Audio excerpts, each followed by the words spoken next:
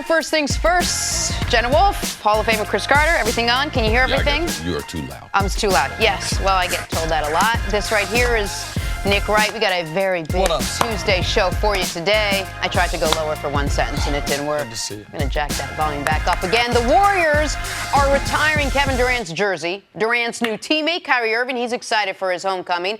And the Lakers are putting every last ounce of stock in the hopes of landing Jenna's rapping early on today's show. Yesterday it took a while for her to start rapping. Today morning. It's a little early. We're good?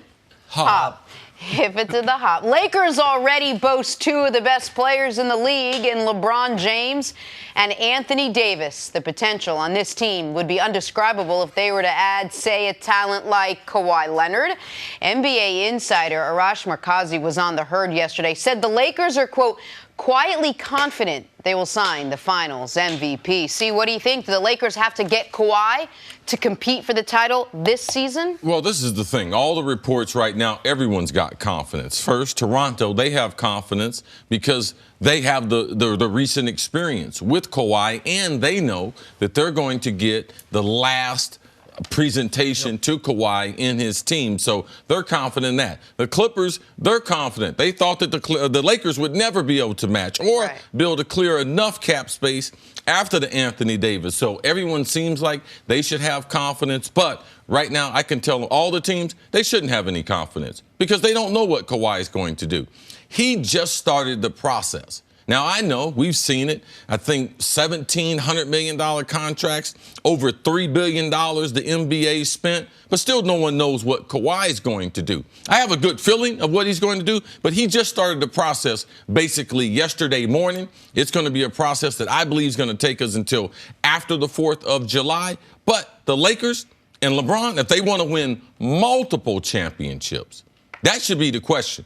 Because they can compete for a championship with Anthony Davis and LeBron. But the best situation for them moving forward, Anthony Davis, 27, Kawhi Leonard, 28 recently. If they want to compete over the next 4 or 5 years and be able to extend that career that LeBron James wants to, this would be the move because it should push LeBron back to his more natural as a distributor, as a point guard, and he's got two of the elite defenders at their position in Kawhi and AD that he's going to be a better defender as he gets older because of that. But absolutely, yes, they should sign Kawhi if the Lakers are doing what the Lakers have done the last 40 years compared to what they've done, Nick, the last 6. All right, first of all, I have a big gripe to pick with you. I'm going to start the show with it. I'm on about 2 hours less sleep than I need to be because my partner, my friend Cris Carter, did not share with me the information he could have shared, at least with me, if not the entire world,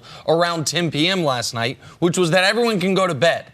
That you knew nothing was happening yesterday. You come in this morning, you're like, I was should I have tweeted this out? Yeah, I should have put Twitter in all the Kawhi to L.A. night last night. Yeah, you're right. I should have at the very least, told me nothing's happening last night because you got word around 10 p.m. I'm up till 12:30 refreshing my phone like a lunatic. So now that that's dealt with, let's talk about the question at hand. The Lakers for this upcoming season are rapidly approaching a bit of a point of no return. We talked about how if they're not already there. Right. We talked about that when they signed Anthony Davis, when we didn't know if they would have the max cap space, could they construct a viable, not just contender, but a championship favorite without a third max player? 23 to 26 million. Right. And I said the answer was yes, because I thought you could get Seth Curry for $7 to $8 million. Well, he just signed for $8 million. I thought you could get Patrick Beverley for around $10 million. He just signed for what was $13 million, so he got a little more than I expected. Because the Clippers, by the way, they didn't want to wait anymore. They knew they weren't going to get the 2 max guys they had the availability for. So they said, we can leave money for Kawhi and still start dealing with some of our business. I want America to see the best available free agents, at least according to my rankings. Here's the 5 guys. It's the best player available, Kawhi Leonard, arguably the best player in the league.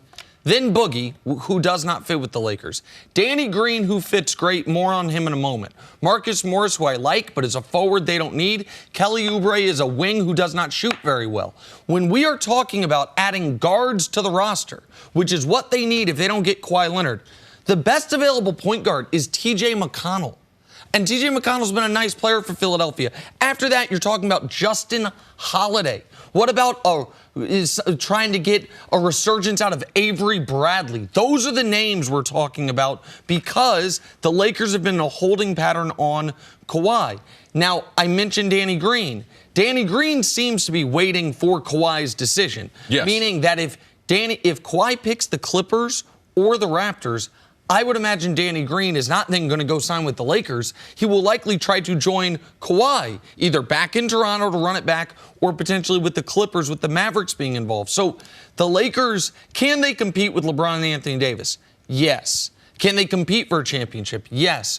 But are they going to be in the weakest position they could have been in with two players that good as far as rest of the roster, given what they gave up for Anthony Davis and the way they have sat out free agency waiting on Kawhi? That's not the position that they plan to be in. It will all be worth it if they get the reigning finals MVP, Kawhi Leonard. But if they don't get him, you are going from a 5-star steak dinner to just a couple street card hot dogs. And that is the position the Lakers are finding themselves in. With everything we know about Kawhi, with where he's from, with where he wants to end up, with who he's looked up to, with the guys that he wants to play with, and how much he likes winning because he just did it, give me a reason why he wouldn't choose the Lakers. Well, they had magic in Toronto. And you have to realize the Clippers and the Lakers are in the same building. The Clippers, from a roster standpoint, do they have more depth? Yes. As far as Kawhi wanting to play with certain players, Kawhi's not ignorant. Kawhi realizes that he's got 2 championships and he'd like to have 4 and the better players, but the players aren't going to dictate where he decides to go to work. There are going to be a number of things. The medical staff, time management, workload, how much he's going to have to play, those types of things are going to have to be worked out. What's the style?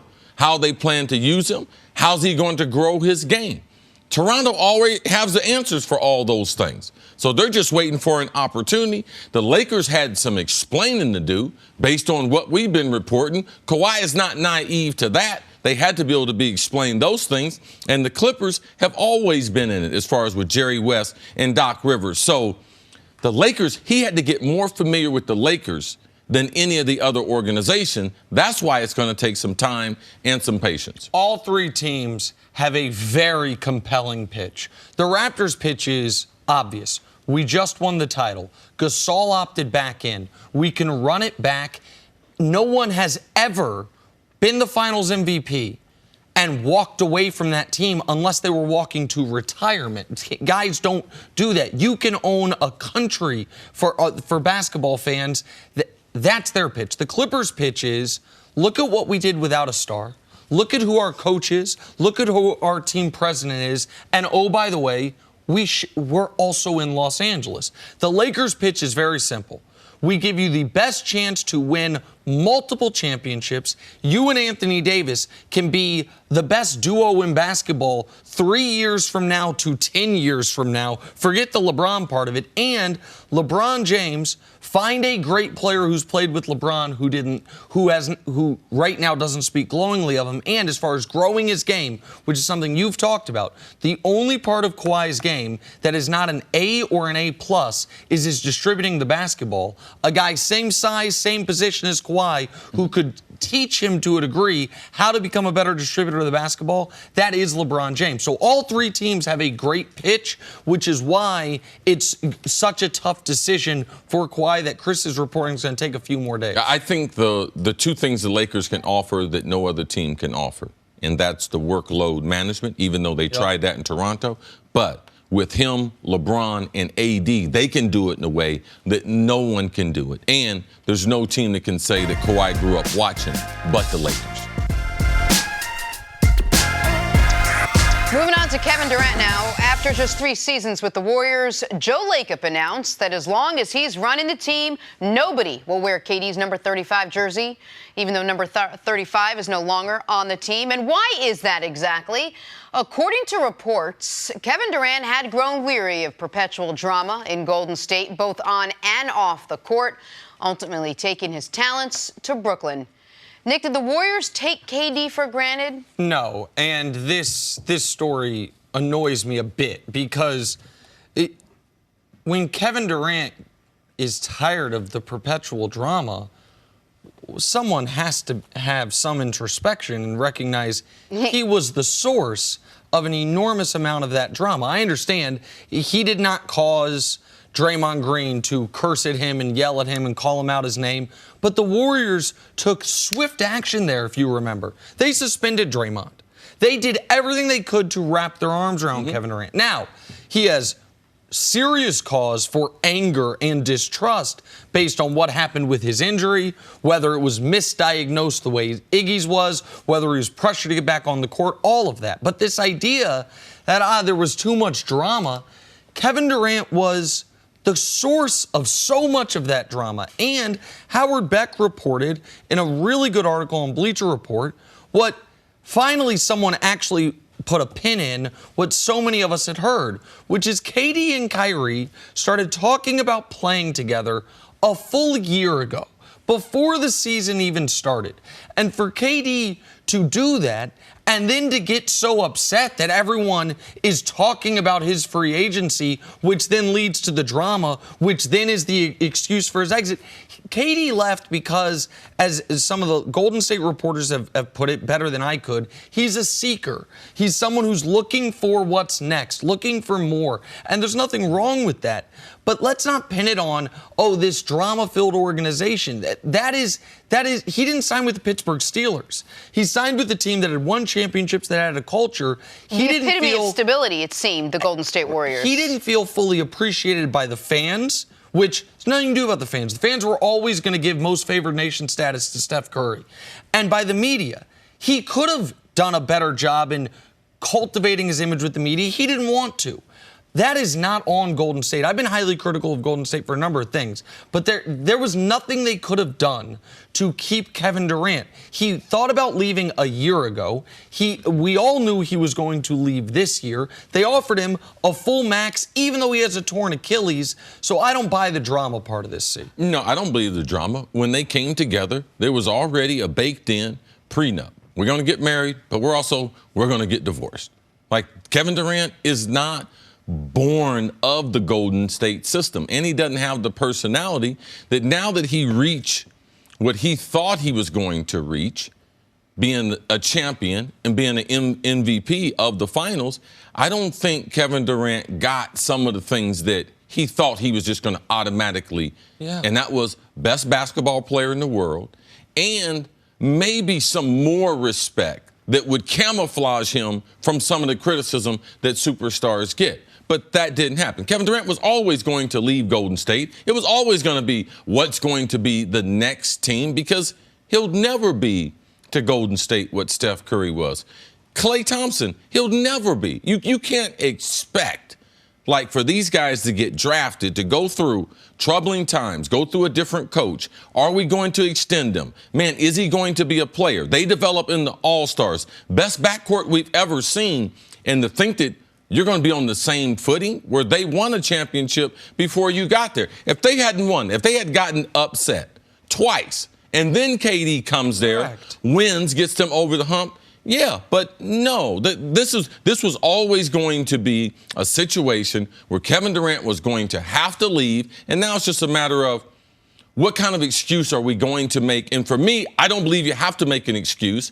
For Kevin Durant's legacy, he's got to go somewhere else. For his legacy off the court, building what he wants to build, he's got to be able to go somewhere else like New York. But they also changed their style of play when Kevin Durant got there. From a pass-happy team to a team and a system that would fit Kevin Durant. I lived through all the New York City Yankees stuff when, Derek Jeter was the guy, and then Alex Rodriguez came in and felt like he wasn't completely embraced by the New York City, because they won championships with Derek Jeter. It's the same thing. Is there anything else the Warriors you think could have done differently? Well, I don't think the Warriors could have done anything different. But also, if you speak to the overall sports character, the stability in those two stars you mentioned, there is a hell of a difference between Derek Jeter and what he does on a daily basis today compared to A-Rod. And there will be a distinction between Steph Curry, what he's doing, what his brand is, that family. Man, yeah, he's got a mob of people, but you know something? Most of them are related to him. Well, so that's a really important point, see. Marcus Thompson, who literally wrote a book on Kevin Durant, wrote an article, kind of a postmortem of what happened. And he said for Kevin Durant, it was about friendship. And not that Steph and he weren't friends, but that when Kevin Durant got to Golden State, Steph was in a position not that dissimilar to the way I'm not great about making new friends because I'm married with kids and I work really hard.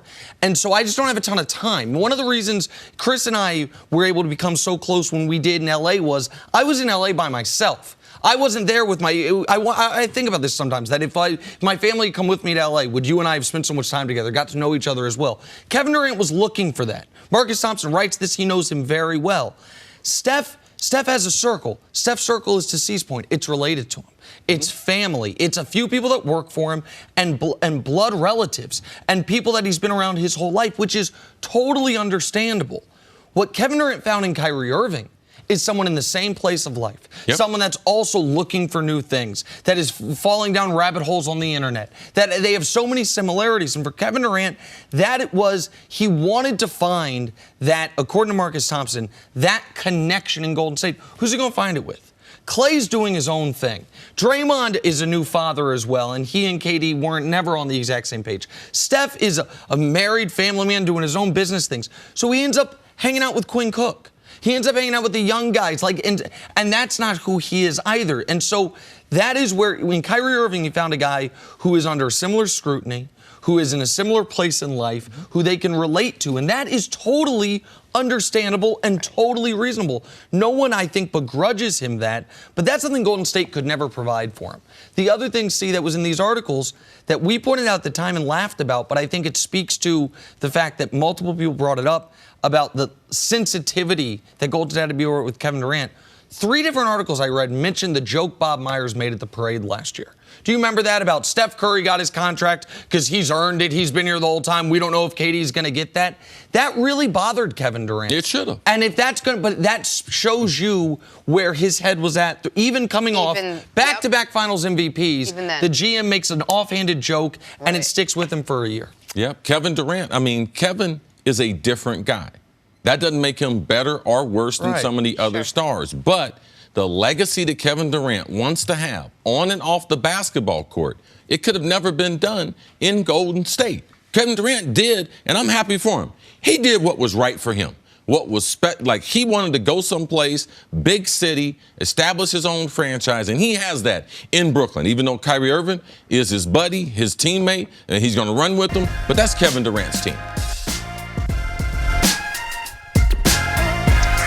Time for stories to start your morning. According to reports, the Lakers, who have already fitted LeBron James and Anthony Davis for jerseys, are quietly confident they will sign Kawhi Leonard as well. See, do the Lakers need to get Kawhi if they want to compete for a title this season? Yes, absolutely. All the free agents are gone. And not only this season, but multiple championships. But this year, it's important. Kawhi Leonard, he is the catch of free agency. And let's not forget his original request when he wanted out of San Antonio. I want to go to Los Angeles, to the Lakers. That was the first request. The analogy that I thought put it best was someone on Twitter. Do you remember the old game show Deal or No Deal, where you have the suitcases with money? The Lakers are now to where they got 3 suitcases left. One's got $1 million. The other has $5 and $10, and there's no in between. It was beginning of free agency. It's like, we'd like the $1 million, but we'll do it the 50 or the 75 or the 100,000. No. It's because all those guys are gone, and the best available guard on the market might be T.J. McConnell. You are really all in on Kawhi Leonard. It is the ultimate boom or bust moment for the Lakers. All right, moving on to the Celtics. You mentioned it, Nick. Boston signing Enes Kanter to a 2-year, $10 million deal. He'll look to fill the void of Boston losing Al Horford, who ended up going to the 76ers. Nick, you like the move by Boston? Enes Kanter's an excellent offensive player. He is not quite the turnstile he once was defensively, but he's still an enormous negative defensively. Joel Embiid, of course, if they were to play in the playoffs, would eat him alive. Boston's doing the most they can in a rough situation, but I'll say it again. The plan was Kyrie, Anthony Davis. It turned into Kemba, Enes Kanter with no Al Horford. That ain't great. And Kemba at the point guard is not going to help them defensively. Right. They are going to struggle from what style of defense are they going to play? It will be a challenge. How many wins can this team win? And as you mentioned it, with Giannis and also with Joel Embiid, not a true rim protector. So in the East, for them to be able to get to the finals, it's going to be very difficult. They're going to need Jaylen Brown and Marcus Smart to be absolutely first-team all-defensive level players. All right, let's talk about the Knicks now. After their big name signing of Julius Randle, they've gone on to add Bobby Portis, Taj Gibson, Reggie Bullock, Wayne Ellington, and Elfrid Payton. See, what is the Knicks' offseason blueprint? Well, I talked to the Knicks. And I knew if they weren't going to get Kevin Durant, they were going to target Julius Randle. They had a lot of respect for his game, how he grew his game in New Orleans, 21-9, shooting 34% from three-point range. A lot of people never thought he'd have that in his game. And also, this is the only way that they could do it. If they couldn't get KD, they couldn't get Kawhi, they had to try to piece together a lineup. Let's look. This team won how many games last year? 15? 17. Okay, they are a lot better. I think they got at least double those wins with that roster because they do have some competent NBA players to be able to fill out that roster. Here's my gripe with it. I don't mind the Julius Randle deal at all. It's a 3-year deal, but you got a team option for that 3rd year, and that's in 2 years when there'll be another good free agent crop. Yes. The rest of these deals, what I would have preferred to see them do is something similar to the Clippers did. Take on a bad contract in Mo Harkless and get a draft pick to go along with it. Use that salary cap space to take on NBA-level players that are overpaid and get some pick compensation. They went the other way, signing Bobby Portis, Taj Gibson, those guys, Reggie Bullock out on overpay. That's my biggest concern, but I understand the Knicks saying we can't be the worst team in the league again. We've got to do something after our fans thought they were getting KD and Kyrie. And they had serious concerns about Kyrie's overall health and would he have the durability on those knees. And they questioned his leadership in year number 1 where KD wasn't going to be available to play. And now Kyrie's crossed town with the Brooklyn Nets. Ending with the Golden State Warriors now as they finalize a sign and trade with the Nets to land D'Angelo Russell. The question has shifted to how long D'Lo will be with the Warriors. According to a recent report, quote, it's just a matter of time till the Warriors trade D'Angelo in order to recoup from losing Kevin Durant. Nick, what'd you make of this report? Okay, this now makes a lot more sense. Yes. Now it is, and I should have thought about this more yesterday when we were originally discussing it. If the move with D'Angelo Russell, because stylistically, he is so different than the Warriors. He doesn't get to the rim. He doesn't get to the free throw line. He's a really good player. He had individually nearly the exact same amount of pick and roll plays as the Warriors did as an entire team last season. He is as pick and roll centric a player as there is in the league. The Warriors, that is not the offense they run. They run what we were talking about before, ball movement. Mm-hmm. And so if the plan is use D'Angelo Russell to tread water next season because we don't know when Clay's going to be back, and then next offseason, use D'Angelo Russell to recoup draft picks or maybe more accurately, fill out your roster because he will have trade value, that does make sense. Now, I don't think it gets them anywhere close to the level of excellence we've seen from them over the last 5 years, but it is better than having that cap space just turn into nothing. Because if Kevin Durant left, they weren't going to have any cap space there. But it should be noted, this was not cost-free for them. This cost them Andre Iguodala, going to cost them Quinn Cook, and most notably, 2 first-round picks. A first-round pick to Memphis to take Andre Iguodala, a first-round pick to Brooklyn, we don't know which one it is, in order to make them agree to the sign-and-trade aspect of this. So this wasn't free money for them. Those 2 first-round picks could matter quite a bit. And I know you have some concerns before the trade happens, if it does happen, D'Angelo in that locker room, the relationship with some of those guys.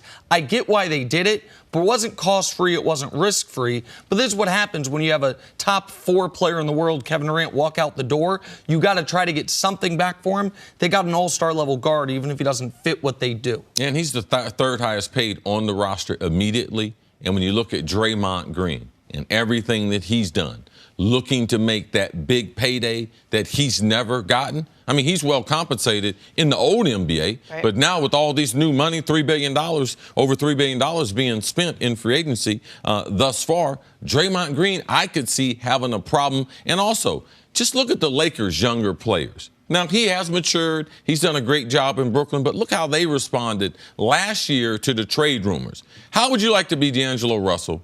You've had a great year. You're a free agent. You talked about going to Timberwolves, going back to the Lakers, and now you're in Golden State, but in limbo. I might not. I can't make plans. Do I buy a house? Like, do I settle down?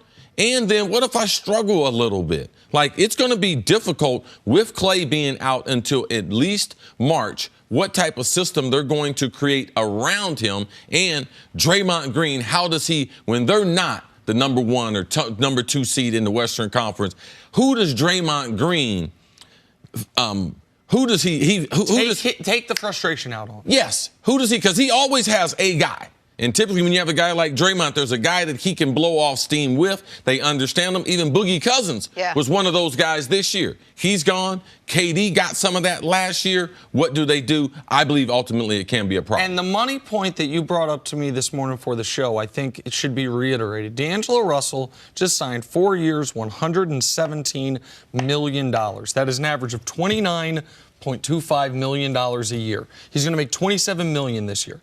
Draymond Green is on the last year of a contract that will pay him $18 million. Draymond Green has won 3 championships. Draymond Green has been to 5 NBA Finals. Draymond Green has been a Defensive Player of the Year. Draymond Green just signed with Rich Paul and Clutch Sports.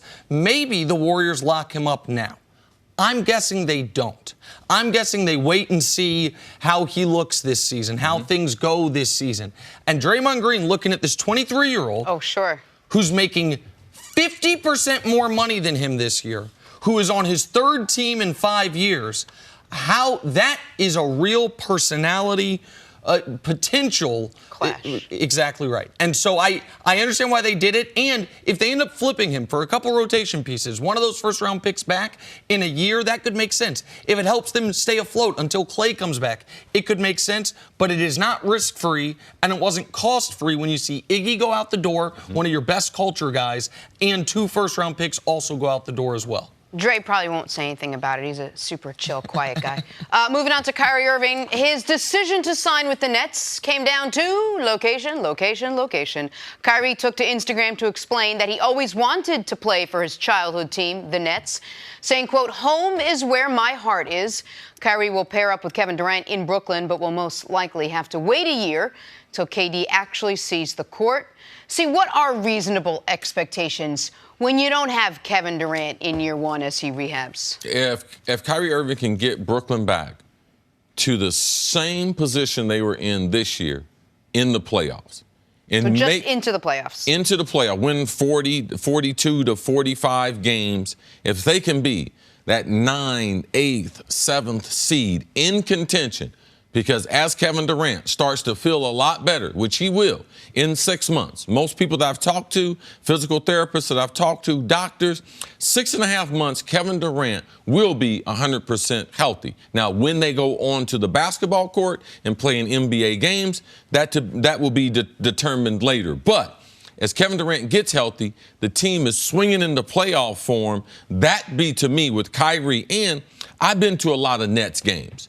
I see how they cheer. I see how they do all kind of dances on the side. I saw the type of chemistry that they had with the coach. When the coach chooses out a guy, man, they support the coach's decision. So I've seen this. So I need the team in the same position because I believe they are good enough that they should be able to win 40 games.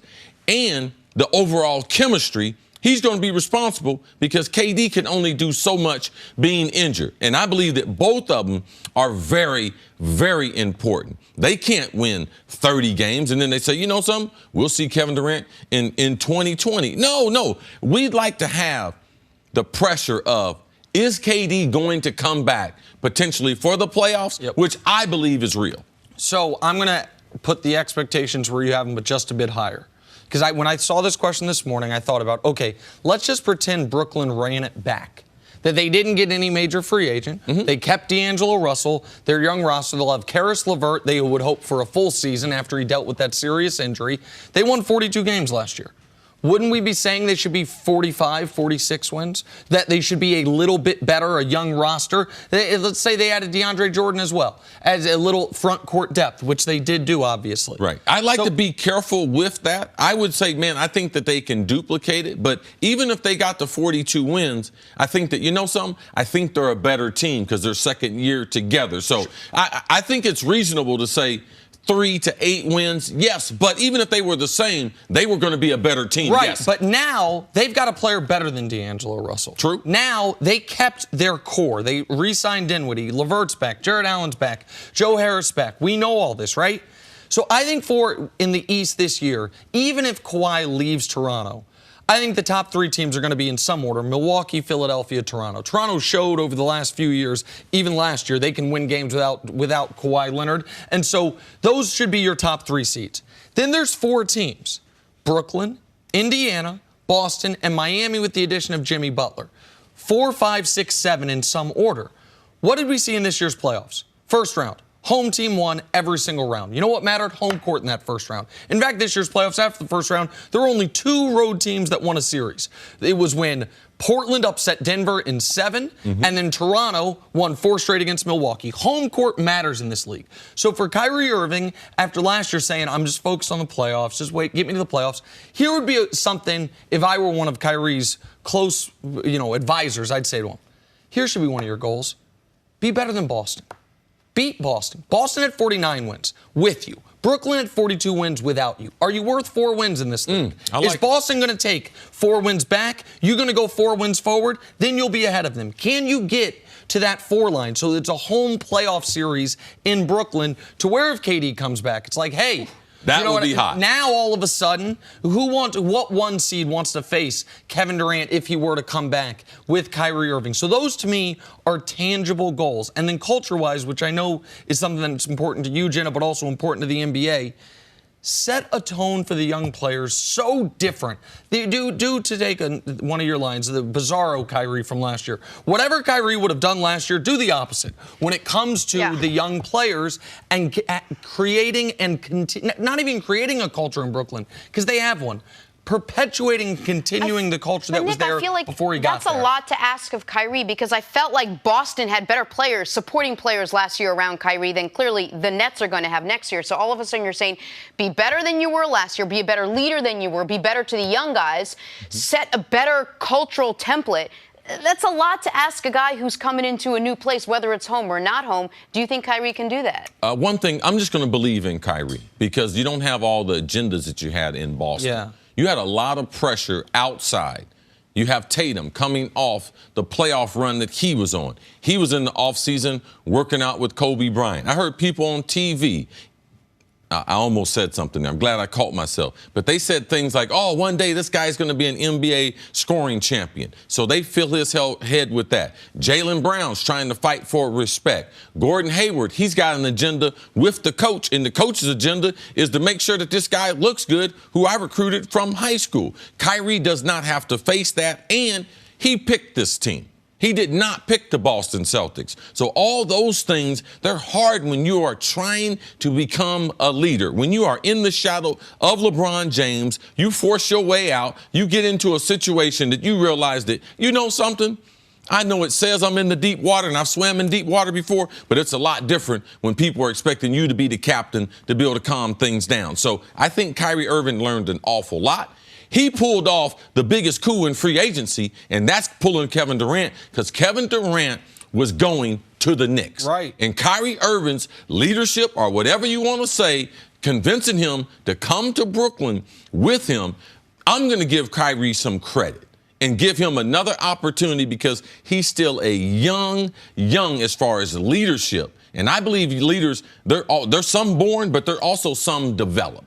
And I believe that's where Kyrie Irving is right now. And if there's ever a moment where someone's going to change, grow, and mature, he is in the perfect situation for it. Not only because he picked Brooklyn, not only because this is the first place since Duke he's been able to pick. He's coming off his first sports failure of his life. He didn't fail at Duke. He got hurt. Each year with the Cavs, before LeBron got there, they weren't good, but they got better each year. Then LeBron gets there. They make an NBA Finals, but he gets hurt. He doesn't get to play in them. The next year, they win the championship. The next year, that Cavs team was even better. They just ran into the Durant Warriors. Then he asks out. Boston's playing great, and then he gets hurt. Last year was the first year he's healthy. He has real expectations, and he can't deliver. Can that humbling moment, plus being able to pick the spot, plus playing with the guy he wanted to play with, that he got to pick the city in a team where there aren't those other agendas, guys aren't waiting to get paid, guys aren't waiting to prove themselves at the way it was in Boston. If that doesn't cause maturation, if that doesn't cause growth, then nothing will. So I agree with Chris. I don't think we should close the door and say Kyrie's going to be this guy. Now, I think he's going to be an odd guy on the internet. I think that's who he is. But as far as in the locker room, I think he can be better in Brooklyn, and Brooklyn expects him to be better, especially while they wait on Kevin Durant. Back here, first things first, we're joined by NBA champ Antoine Walker. What up, man? I'm Nick. Hey, Antoine, how are you? Good. How you See, doing? my family's like the Lakers behind the scenes. Are A lot you of enjoying? dysfunction. No, we're all functioning I almost here. pulled a Magic Johnson. I'm out of here. Yeah, Chris almost walked off the set. Commercial breaks are great in this here part. Let's talk Anthony Davis, Antoine, and his recent decisions to put success and happiness over money. AD passed up the chance to sign a Supermax deal with the Pelicans. He turned down his $4 million trade kicker to create more cap space on the Lakers. To the brow, it was simple, saying, quote, money comes and goes, but your legacy is forever. He's also good with the basketball. Antoine, what will be the biggest challenge for Anthony Davis when he starts playing for the Lakers? Well, obviously, I think the challenge is up front, that he's willing to sacrifice, his money and waiving the trade clause so they know they can get better and possibly let another max guy. So that's the first step.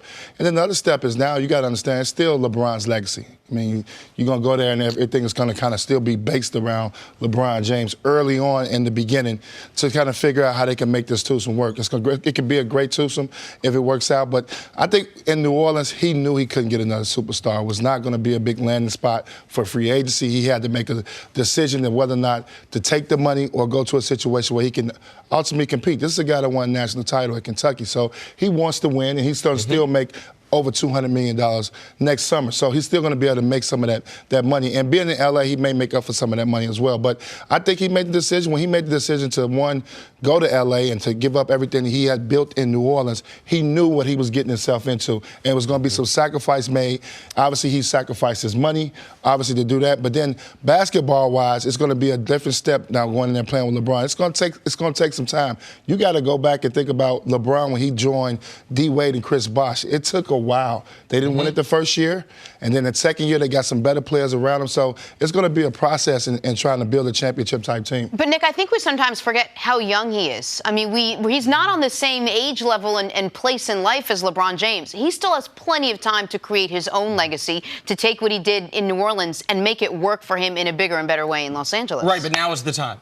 He stops being a young player the moment he put that jersey on. First of all, he's now at the point in his career where he's supposed to be beginning the absolute apex prime of his career. He was so good so early. That's one of the things that worked against him in New Orleans, if we're being honest. With the old regime, he was an MVP type of player by year 2, you could argue, certainly year 3, which made them try to microwave the process instead of taking the slower, longer-term approach. They trade picks for Drew Holiday. They want to surround him with talent immediately, and they're not able to get over the hump. But I want to emphasize the point Antoine made, because we just take it as a given, the money he left on the table. The money he left on the table in New Orleans, that's real money. When he gets to L.A., the $4 million that he just flatly turned down. And people say, oh, he'll make that in Space Jam. No, he will not.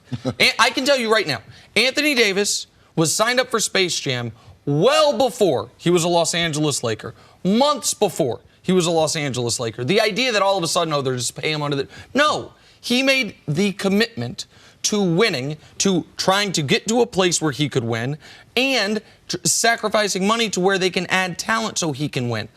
This is all about winning for Anthony Davis. The only way this works, the only way this makes sense, the only way this was a success is if they make an NBA Finals in the next couple years and win a championship. Like, that is, when you're talking about a player of his caliber, he has a skill set to go along with his size profile of no one else in the league.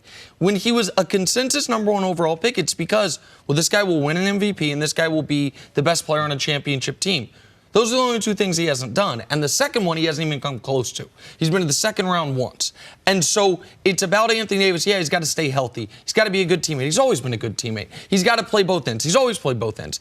Can he do it in the biggest spots? Can he learn from LeBron as far as maintenance on his body to try to make sure those ticky-tack injuries don't knock him out for a week or two the way they have in the past? Those are the things that lead to the winning. And that's all this is for Anthony. That's the only way for this question to be answered correctly is for the Lakers to win a championship in relatively short order with Anthony Davis. I believe that the transition is going to be a lot easier. I disagree with you as far as LeBron and them. I know it was difficult for them, but the situation was different. Chris Bosh, we thought Chris Bosh was a good player, but Chris Bosh had to change his game to be able to fit in on D. Wade's team and LeBron James still being the biggest name, and LeBron was not a champion then. So they had a certain, before the game starts, there's a certain number of shots that they got to get. Before the game starts, Wade's got to get his shots, Chris Bosh got to get his shots, and LeBron's got to be able to get his shots.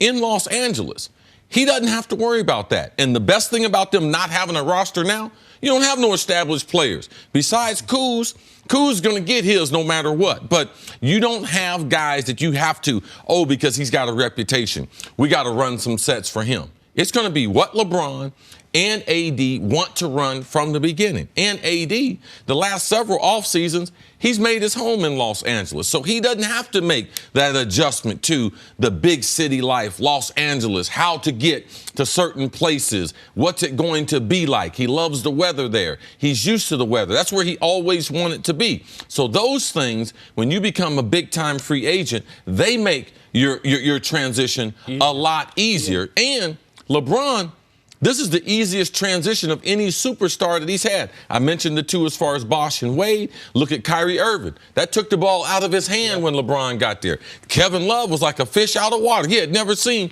traveling around with LeBron. It was like traveling with the Beatles. So I do believe that, like Kevin Durant, who didn't have a championship, that transition, he went from OKC to Golden State was so smooth, we were just waiting on the playoff. I believe AD, it might be a little because the rest of the rosters have to be filled out, but I believe this is going to be one of the smoother transitions, Antoine, that we've seen as far as a superstar. I think it's two. I think off the court is going to be great because LeBron will get him in place.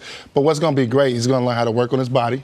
LeBron's been the most durable player probably ever played a game. We obviously, he'll learn that because he needs to figure out how to get 75 games a year as a player. I think also we got to look at, too, what he's going to learn off the court. It's going to be a process. When you get in the playoffs and you get in these battles, he's got a guy he can lean on now. I remember playing with Shaq and D-Wade. I never played in these type of games, in these magnitudes, and understanding the situations, but I had a D-Wade, I had a Shaquille O'Neal, more so Shaquille O'Neal. Right, because Shaq had been there. Yeah, so Shaq had been there, a guy I can lean on. We was down 0-2 in the finals. That was the guy that led our locker room to keep us confident, that believed that we can come back and win 4 straight games. That's what LeBron is going to be beneficiary to Anthony Davis moving forward. He's going to teach him how to be a leader.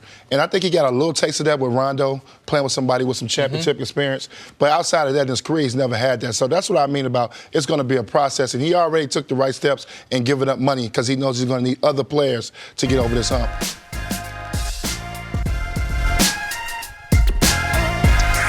Back here with Antoine Walker, talking Kevin Durant. After just 3 seasons with the Warriors, Joe Lacob announced that as long as he's running the team, no one's going to wear KD's number 35 jersey, even though number 35 is no longer on the team. And why is that exactly? Well, according to reports, Kevin Durant had grown weary of perpetual drama in Golden State, both on and off the court, ultimately taking his talents to Brooklyn. Antoine, what do you think? Did the Warriors take KD for granted? I don't think they took him for granted. I think it's a nice gesture by the ownership to do this. They really didn't have to do it. But they're paying respect to the 2 NBA championships that he brought them. Obviously, he was terrific in the finals. They were able to dominate 2 LeBron teams in the finals strictly because of him. I thought he was, he was the best player in the finals. So I think they're paying respect to that. I don't think Kevin Durant really wanted to be in Golden State long term. I think he made the move. He wanted to win. I think he felt like he needed to make a move to get on LeBron's level. I think he wanted to be in a situation. He knew if he didn't win a championship, he couldn't be considered in the same conversation with LeBron James. That's why I think he made that move. It was the best team, obviously, to join, and he took full advantage of it. He won a title with it. But I think the negativity that came, I don't think he believed the negativity that came with joining Golden State was going to happen. No. I think he thought that it was going to be, peaches and cream. It was going to be good. But he got a lot of negativity. They were going to treat him like Steph. No, they weren't going to do that. But that's what he thought. He thought. That's what he hoped or thought. Yeah, I don't know why he thought that. Those guys built that. You got to go back to Draymond Green, drafting him. Klay Thompson was drafted there, Steph Curry. Those guys built that back with Mark Jackson. Obviously, Steve Kerr was there to come and get them over the hump. So they built that. That was their team. But obviously, they knew they needed to add a piece to be able to compete against LeBron James. And it didn't work out that way. So I think it's great that the ownership decided to, make some type of gesture for him, but they didn't have to do it. Listen, Kevin Durant started to, at least partially, regret his decision to go there the moment he made it. That isn't speculation. This is on the record reporting confirmed by KD that the day after, July 5th, 2016, he hits up his agent and says, "Why did you let me bleep up my life?" Because of the reaction to him going to Golden State. 1 year later, he has won a championship, he has won Finals MVP, and done it in storybook fashion, literally hitting the shot that sealed the Finals right over LeBron. In the most critical moment. We were at that game, Chris. The game where Korver misses the three. The Cavs looked like they could be right there in that series. And Durant hits the shot that switches the game, wins them that title, put them up 3-0. What is he doing weeks later? On burner accounts, relitigating his OKC tenure and decision. Go a few months after that, January of his second season there. The Warriors are worried that season he's out the door. David West talked to us about that. We heard about that then after the fact. This offseason, he, according to Howard Beck, is already plotting, we're talking about a year ago now, leaving and going with Kyrie Irving all year long. He is honestly not asked that often about the free agency thing. He finally is asked about it, and he blows up at Ethan Sherwood-Strauss because Ethan knew what we knew, which is that he and Kyrie had been talking about playing together. I say all that to say this. The drama was self-inflicted. I don't blame Kevin Durant for leaving. I think it was the smart thing for him. The only legacy mountain he has left to climb is one that he now has the ability to climb. He was ineligible to climb it in Golden State. He needed to go out on his own and not go west, young man, go east, young man, and try to go win a championship. But the drama is not why he left. He left because what he was searching for, fulfillment and friendship, according to Marcus Thompson, he never found in Golden State. Not the level of fulfillment, not the level of friendship. So he went with a very close friend, Kyrie Irving, and a place in Brooklyn that if he delivers them a championship, no one can question it. So that's why he left, not because of drama that he mostly caused himself. So you don't think the Warriors could have done anything differently, played their hand any differently when it came to Kevin Durant? No, they couldn't have done it anymore. He was going to leave. When he signed with them, it was a matter of they were eventually going to get divorced. Get you a prenup, all right? Because she's going to take a portion of it. All right? So that was from the beginning. If you know Kevin Durant as a person, you didn't think he was going to retire. Golden State did all they could do. And I give Golden State some respect for retiring his jersey. When you bring 2 championships, they only got 6. They won one, I think, in 47, 48, won one in the mid-50s, won one in 75. And since Steph and them, they had 1. But there was another dude playing basketball named LeBron James. As much as they love Steph, as much as they love Klay, Draymond, good basketball player, they did not have an answer for LBJ. And that's why they signed Kevin Durant, and that's why his number should be retired in the Raptors. He is a legendary player. Man, I learned this from Pat Riley.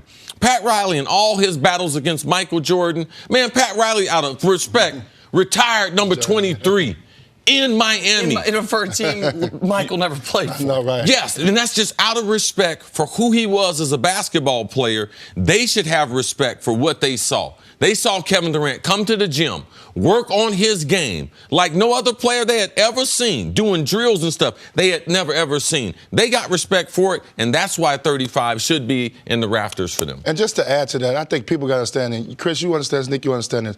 I think that Draymond Green argument was the icing on the cake. Yep. People may try to downplay that, but you think about it, because if you my boy, and we get in an argument, it's certain things I'm still not going to say to you. No Absolutely. matter The nuclear option. No matter how mad I am at you, I got some homeboys. I be want to say certain things, take it there, but I'm not going to do that out of respect. I think Draymond Green took it to another level. He showed KD that, listen, we can win without you. We won without you. He said some things that you probably should have never said. And you'll never be welcome here like we are. And he never, I think Draymond Green, I think the whole team was frustrated that he never handled the free agency question the right way. The right way. And they should have been. By the way, that was, that was a misstep by Kevin Durant. The way, I'm sorry, but the way LeBron or Kawhi did it.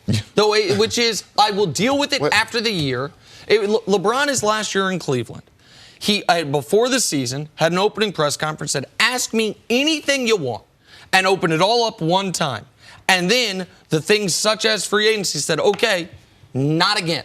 And guys, and journalists can ask, but they knew not to. And it was Durant kept flirting with the option, just not as bad as Kyrie did, where Kyrie commits and then says, I don't know anyone bleep, like those things. Golden State made two mistakes.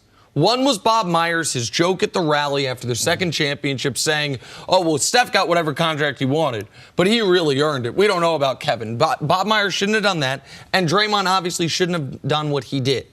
But one misplaced joke and one argument do not make you turn down 5 years, $221 million off a torn Achilles unless you were planning to turn down 5 years, $221 million.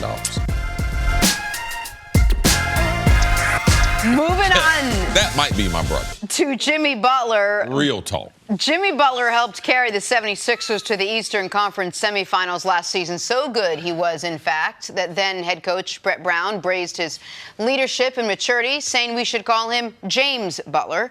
Well, James Butler reportedly turned down a 5-year max offer from the Sixers to instead take his talents to South Beach to play for the Miami Heat. See, does this say more about Jimmy Butler or the 76ers? I think it says a number of things. I think that last year there was a conversation or there was a shouting match between Jimmy Butler and Brett Brown, the coach there. And Jimmy Butler, behind the scenes, was not impressed with his overall tactical ability, in-game management, and how he handled Joel Embiid and some of the other players. But Jimmy Butler is a prickly person. So I'm just going to say Philadelphia is some of it. He realized this is a franchise, and they offered him the max contract, but it's going to be built around Joel Embiid and Ben Simmons. I believe that he's always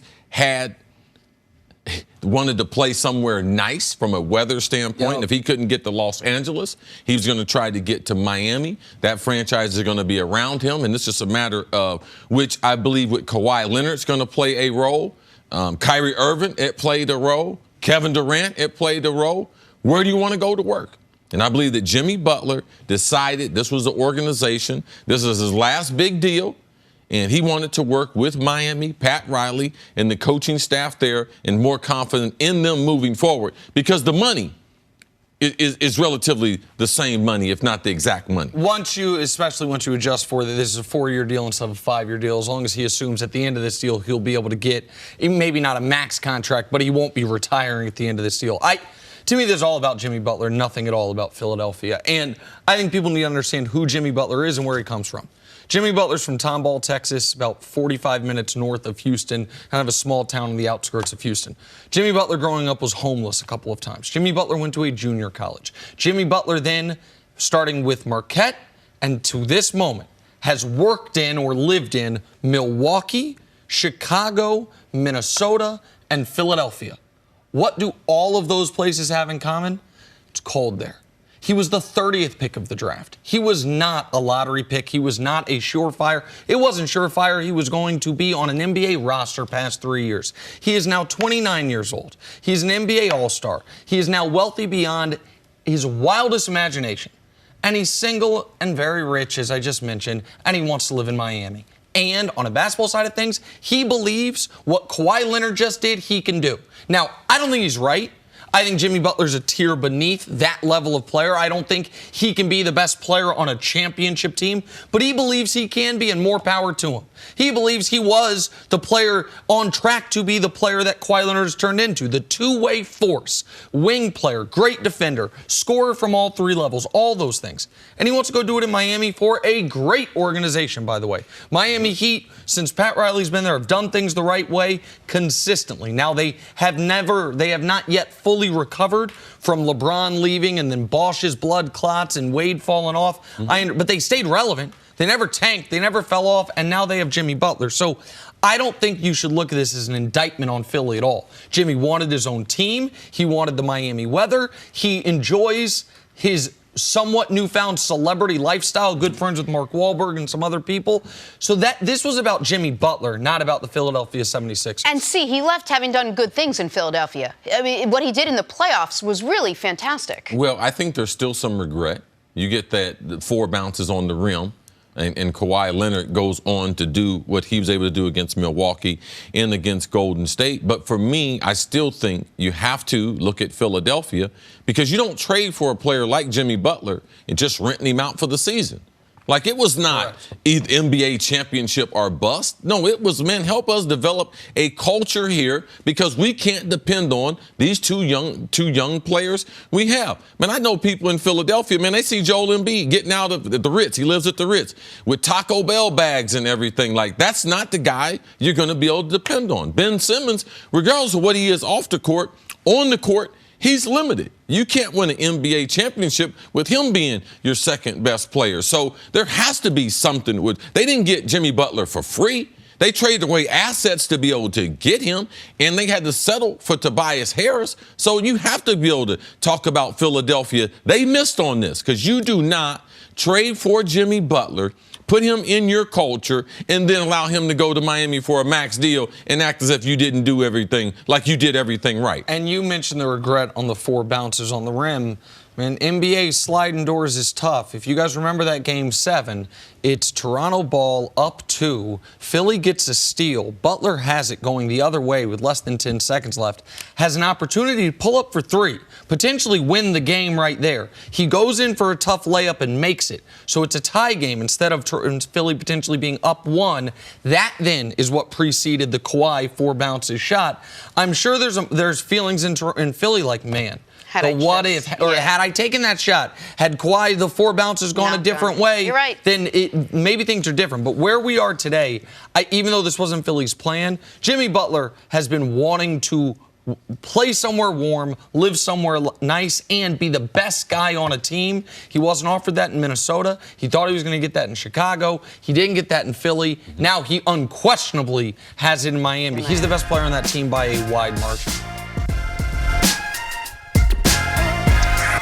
Stories to start your morning. According to reports, the Lakers, who have already fitted LeBron James and Anthony Davis for jerseys, are, quote, quietly confident they will sign Kawhi and then fit him for one as well. See, do the Lakers need to get Kawhi Leonard to compete for the title this season? Absolutely. Yes.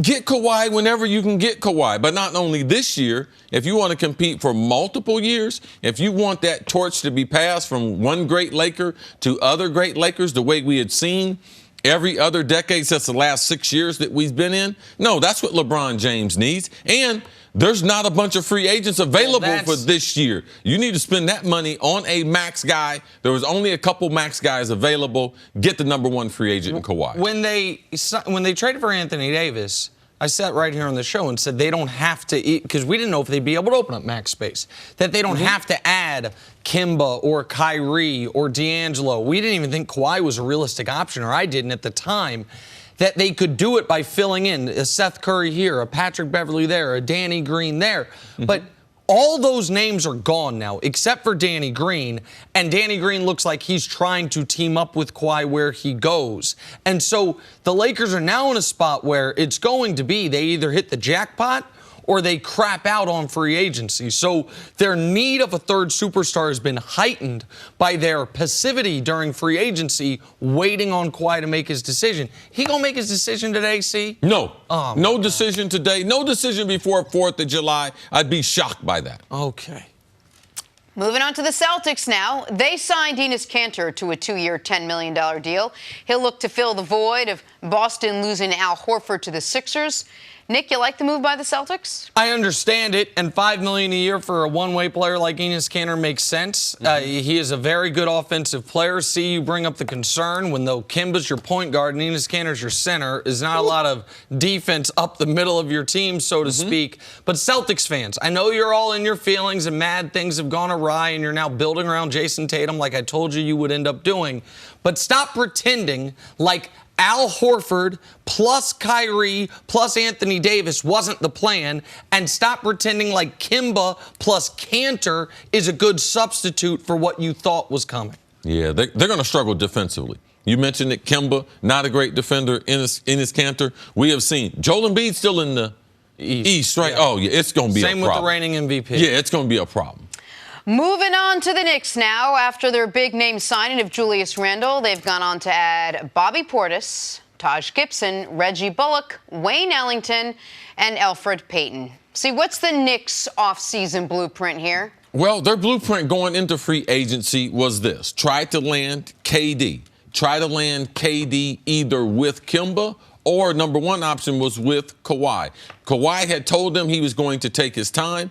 KD was going to make a quick decision, and the Knicks were not going to give Kyrie Irving a max contract. So once the KD decides he's going to go to Brooklyn with Kyrie because they couldn't come to New York, this was the plan. Sign Julius Randle as the best player on the Knicks, give him, after a 21-9 season last year, shooting 34% from three-point range, have him an offense surrounded by him with guys who you can get off their contract within 1 or 2 years. And that's the way I believe that they spent the money, as wise as you could do after you miss out on KD. I have a tremendous amount of respect for the people who run the Knicks. I'm talking about ownership. I'm talking about team president, GM. I think they're sharp guys.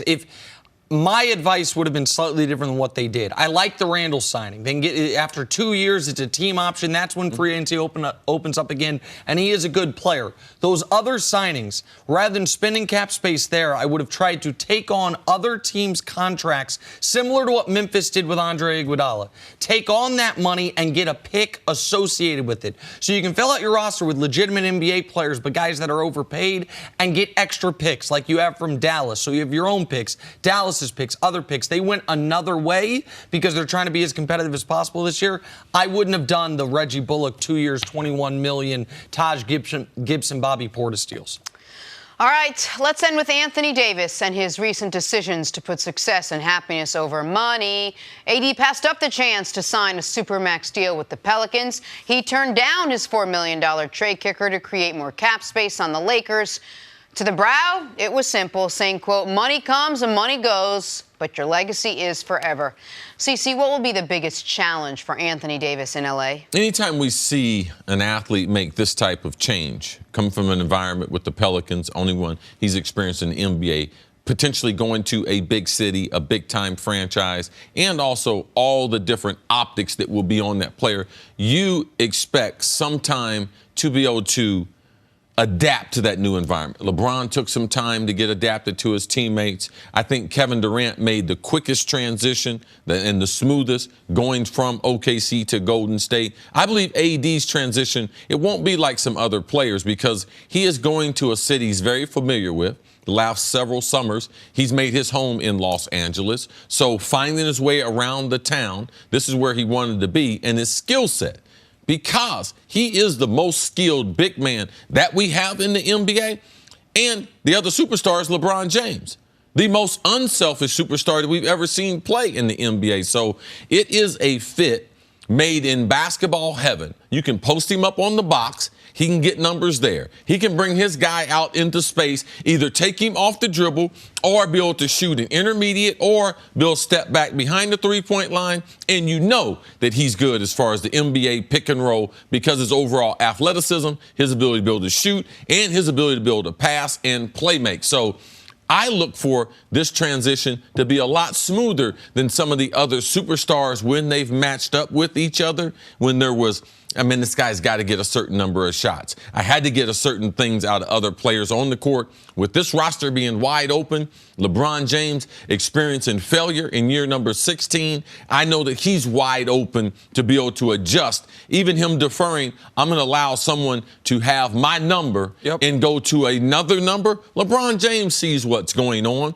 and I just believe that LeBron, regardless of what people say, he's been one of the better, great player teammates that we've ever seen. We won't give him credit for that, but we've had people sit on this show. I know people that have been teammates with him and say, man, LeBron James is in a class by himself as far as being a teammate. And there's no positional redundancy, which is one of the things you're talking about as far as ease of transition. He and D. Wade were played, he for the Cavs and D. Wade for the Heat when they were on separate teams, did the same thing for their team. They were the guy that initiated the offense. They were the scorer. They were the go-to guy in the fourth quarter. When they came together, that first year, it was a your turn, my turn thing, and it took the failure against the Mavericks and D. Wade's selflessness to just say, even though LeBron wilted in those finals, hey, you're the best guy. I will take my clear secondary role. Bosch will take his clear tertiary role, and we will go from there. They're not going to have, and he and Kyrie also went through that, where Kyrie is used to having the ball in his hands. That's not going to be the case because Anthony Davis, 6'11", he's going to play. I know he can play outside a little bit, but he's going to play on the block. LeBron's going to be bringing the ball up for the most part. But for Anthony Davis, he sacrificed millions and millions of dollars. I don't want us to throw away that $4 million trade kicker. He did not have to do that. He could have given some of it back, none of it back. He gave all of it back. And the idea that, he's getting paid under the table extra in Space Jam, nonsense. He's been on the books for Space Jam for months. Those contracts have been done for months before he was ever a Laker. He gave that money back. Why? The same reason he forced his way out of New Orleans. Why? Because he wants to win and play in meaningful games. Anthony Davis has played in his career 5 games past the first round of the playoffs, 13 total playoff games. He's only won 5 total playoff games. For Anthony Davis, this is about what he can do in May, a month he's never played in. What he can do in June, a month he's never played in. And how he can lean on LeBron in those moments where he is facing a level of pressure and scrutiny he's never dealt with. I think it will work out for him. But the only way this works out is not if Anthony Davis is league MVP next year, is if Anthony Davis is in the NBA Finals next year or the year after. Just quickly before we break, does any of this change with Anthony Davis's role or his happiness or ball distribution or whatever if Kawhi Leonard joins this team? Anytime you add another superstar, it's no different if we added another person to talk on TV. You got less time to talk. You got to be able to share the ball. But the still thing about it, you can still be great. I know when we added Randy Moss, I knew there's going to be less receptions, but you can still be great. You can be effective, be great without the – that's what Dennis Green used to challenge me. Be great without the football, Chris. And that's what these guys can do. They're great defenders. They've been great teammates. So I believe LeBron James, he will evolve into the latter years of his career better with these two players. But, of course, there's less to be able to go around, but it's a good problem to have. But if Anthony Davis was worried about that, he wouldn't have given the $4 million back. Because he doesn't give the $4 million back. He did that for cap space so they could land. Exclusively, not so they could just have cap space, so they could land a max guy. If he doesn't give the $4 million back, then they're in the market for these other players, the role players. He gave it back knowing they are going after Kawhi because he wants to win. Back here with Antoine Walker, Kyrie Irving's decision to sign with the Nets came down to location, location, location. Kyrie took to Instagram to explain that he always wanted to play for his childhood team, the Brooklyn Nets, saying, quote, home is where the heart is. Kyrie will pair up with Kevin Durant in Brooklyn, but will most likely have to wait a year until KD actually sees the court. So, Antoine, what are reasonable expectations without KD just in year 1 now? This is a tough one because he's going to be in the same situation that he pretty much left. And the Eastern Conference, to me, has gotten better. You got to think about Philly's going to be good. Obviously, I think Indiana's made some really nice moves. They're going to be really good. Milwaukee will be back up on top of the Eastern Conference as well. And we don't know what's going to happen with Toronto. So they're probably going to be a 7th, 8th seed in the Eastern Conference to me. I don't like their roster. Obviously, I love it with Kevin Durant, but I don't like it because I don't know who's going to be their second scorer. Spencer Dinwiddie, you're going to ask him to get you 20, 25 a night. Karis LeVert?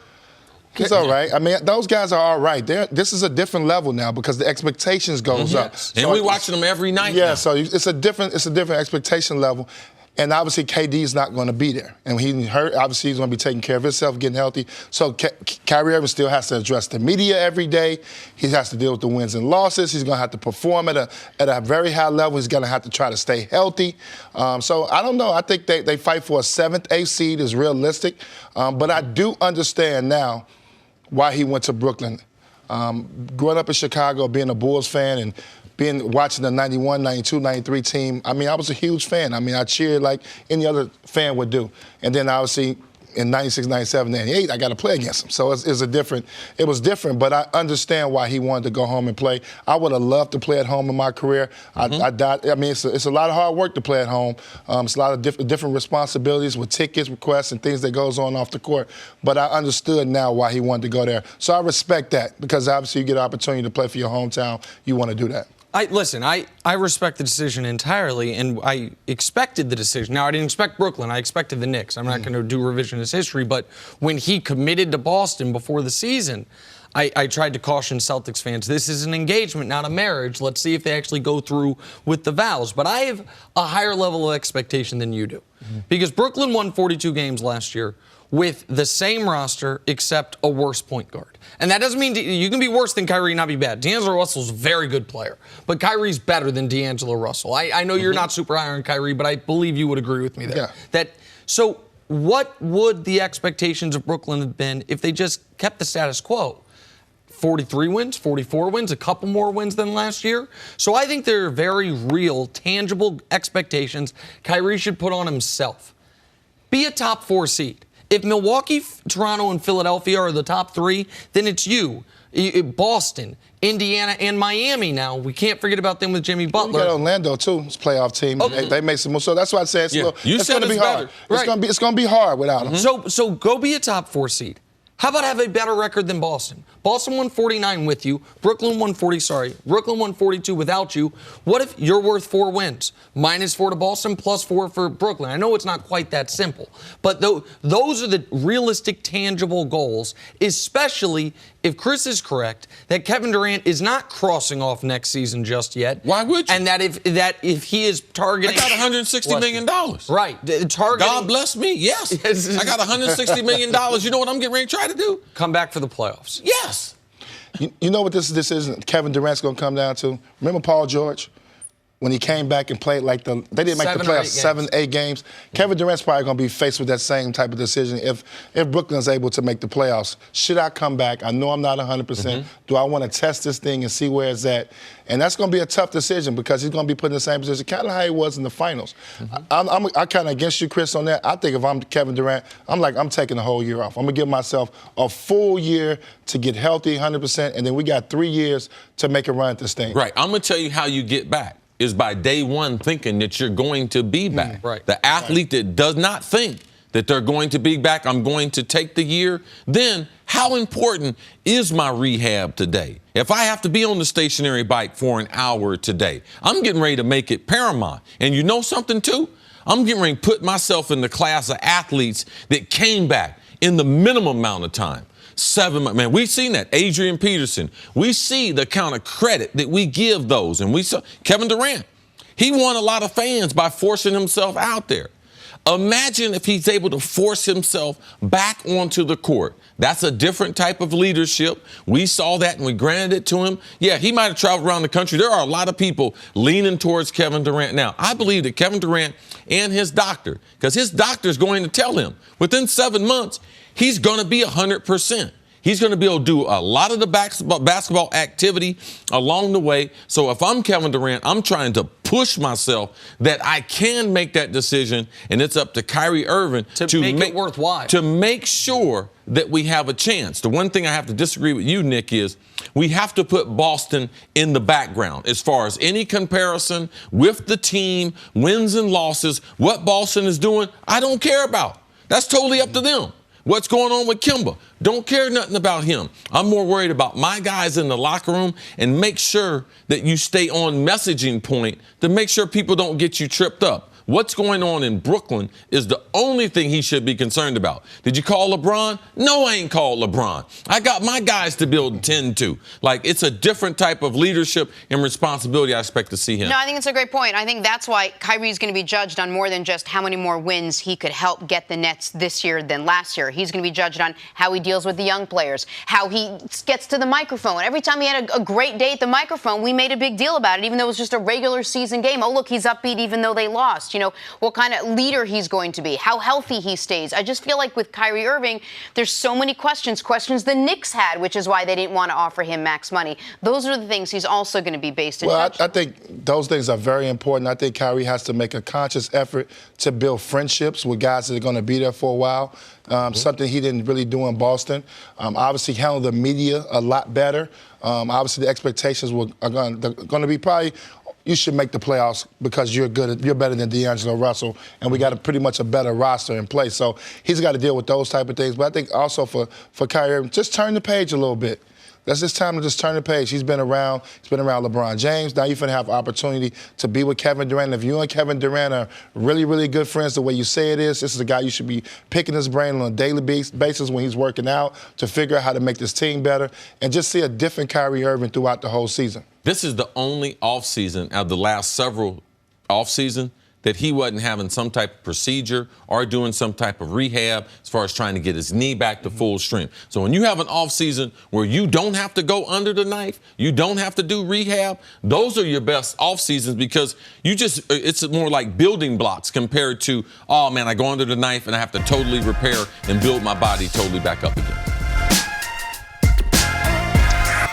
FS1 is your destination for the day's best sports shows. Tune in for the biggest personalities on the biggest stories. We get you started right here on First Things First. Catch it on Monday through Friday, only on FS1.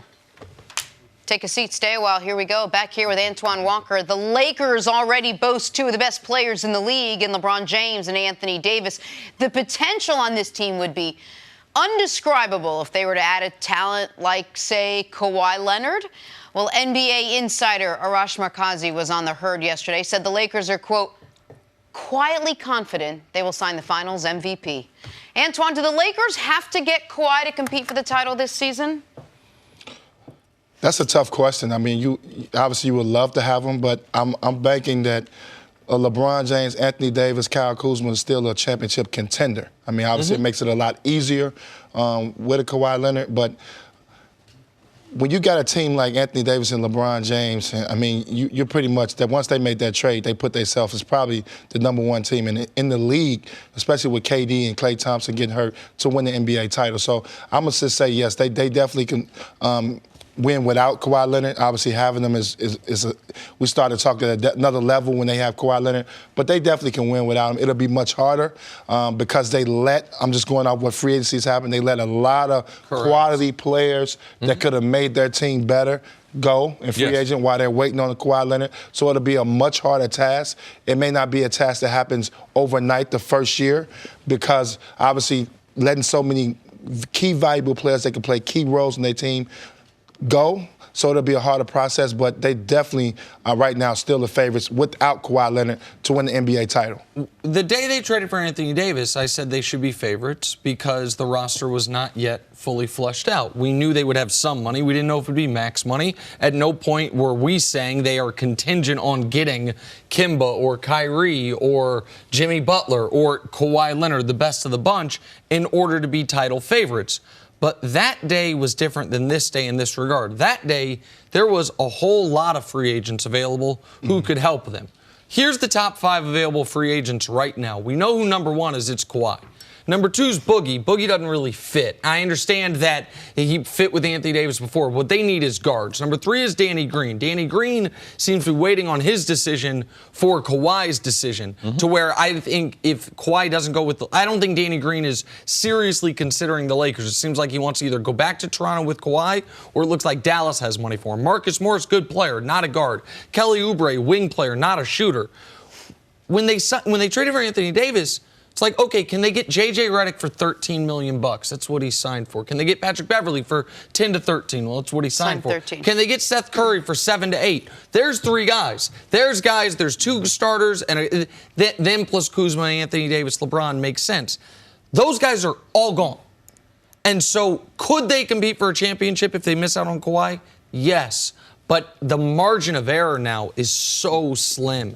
And how are they going to spend the money? The best point guard available is T.J. McConnell. T.J. McConnell's been a good story backing up Ben Simmons. He is not a championship caliber starting point guard. We know that. And so in waiting on Kawhi, which I will defend that decision forever because a player of that caliber, you wait on him, the opportunity cost has become enormous if they don't end up landing him. With Anthony Davis and LeBron, they have a chance for a championship. And because the only reason is because the league is recalibrated. Yep. There is no more Golden State. So you don't need 3 stars, but you do need competent players. And as we are here, July the 2nd, there's a lot of time. Man, NBA, All-Star break, we thought free agency was going to be exciting. Those teams next year jockeying for a position, there are going to be a number of Marc Gasol trades. Let's not forget that that's one of the things that helped get Toronto over the top, them breaking up their bench. So there's still a lot of time. So regardless if they do sign Kawhi or not, the Lakers with AD and LeBron are as good a team as there is in the NBA. Golden State wouldn't want to face them, would they? They have no answer for LeBron or for AD. Who else? Denver? You think Denver, after losing Game 7 to Portland, you think they want a piece? You think Whiteside going to join Portland's backcourt? Oh, that's going to get them over the hump? No. What they got going on in Los Angeles with AD and LeBron, and that's the reason why Vegas, they are the favorite. With Rondo and Kuz, you can get 4 other bodies. Not us, because we're not in that type of shape, but 4 other bodies to be able to get the Lakers into the finals because they have enough firepower with LeBron and with AD. Yeah, I think it's the right thing is to gamble. You have to wait on the Kawhi Leonard. I mean, this guy's probably the top 3 player in the league. Some people think he's the best player in the league. So you have to wait on him because now you're putting yourself in position where you can win multiple titles. And you got 3 guys that can get it done over the next 3 to 4 years. So you want to wait on this opportunity. And then hopefully, I think for Kawhi, I mean, I hope that he makes that decision to go to the Lakers. I'm big on about competitiveness and keeping balance in the league. But I think for Kawhi and his career and where he wants to go, I just think that Toronto, they don't have enough on their roster moving forward for the next 3-4 years where he'll be contending for a title. I think the East is it's gotten much better. It'll be much harder. Then you look at the situation of going to the Clippers. Clippers is just like playing in Toronto. They don't have another superstar to put alongside of him. So why would you go there when you can go to the Lakers and be in the conversation every year for the next 3-4 years and probably get you a couple more titles? So hopefully Kawhi Leonard makes that decision. It should be interesting though. All right, so then pair out the roster for me. Let me hear who the Lakers starting 5 is going to be. Well, they only have 4 guys on their roster right now. If they don't get Kawhi, if they get Kawhi, it's going to be minimum level guys. I think Andre Iguodala is going to get bought out. I bet he signs up either way. I think J.R. Smith might get bought out. I think my guess is my guy J.R. is coming back. You're going to break out some of them gym videos from U.S. Fitness. L.A. Fitness. Mello might be one of those guys. Mello might be one of those guys. But you are, I mean, if they miss out on Kawhi and they have $30 million to spend, Danny Green will be the number 1 option. I don't know if Danny Green's planning. I think if Kawhi goes back to Toronto, Danny Green will as well. Then you are talking about, do you bring back KCP? Avery Bradley's there. Justin Holiday. I mentioned T.J. McConnell. Those names are the problem. I want to make one last point on this, though, because I think people will say, well, Kawhi just won a title with no other superstars, and Giannis just won a title. I'm sorry, he didn't win a title. Won an MVP and won 60 games with no other superstars. When LeBron's got AD, think about those rosters, though. So Kawhi didn't have any other superstars, but he had Marc Gasol on a max contract, Kyle Lowry on a max contract, Pascal Siakam, most improved player, Danny Green, who we know what he's done in the playoffs for, Serge Ibaka and Fred VanVleet. Giannis had Eric Bledsoe, Chris Middleton, Malcolm Brogdon, Brook Lopez, Nikola Mirotic. If you don't have a superstar-heavy roster, you need a superstar or 2 and then good complementary players. The Lakers had an opportunity to go that route. They chose to try to go for the $1 million prize in Kawhi Leonard, which they absolutely should do. If they were waiting all this time on D'Angelo Russell, that wouldn't be worth it to me. It wouldn't be worth the opportunity cost. But they're waiting on a guy who just won Finals MVP. If they miss out on him, they will be scrambling.